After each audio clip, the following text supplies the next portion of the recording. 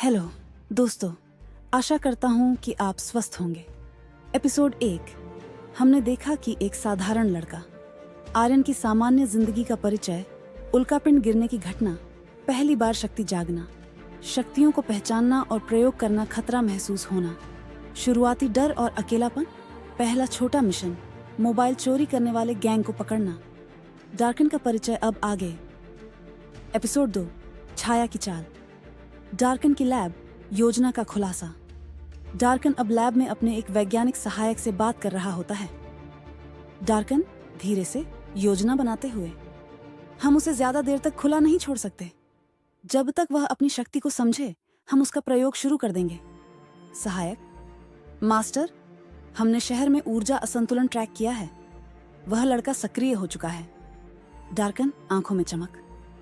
अब खेल शुरू होता है। आदित्य का सपना। रात। आदित्य अपने बिस्तर पर बेचैनी से सो रहा है और फिर उसे एक रहस्यमयी सपना आता है। आदित्य हवा में तैर रहा है, चारों ओर नीली ऊर्जा, कुछ रहस्यमयी आकृतियां घूर रही हैं। आदित्य सपने में, ये कौन हैं ये लोग? मुझे क्यों बुला रहे हैं?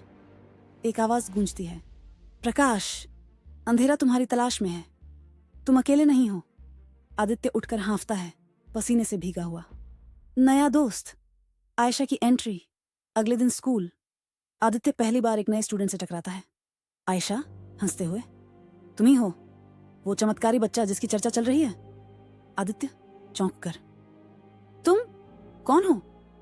आयशा, शायद तुम्हारी कहानी में मैं भी एक किरदार हूं। आदित्य शंका में मुस्कुराता है। सीन 4। शक्ति का परीक्षण।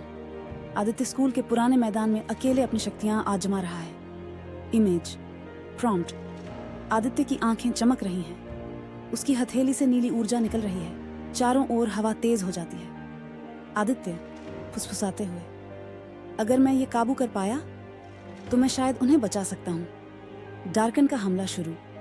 शहर में अचानक एक मशीनी छाया प्रकट होती है।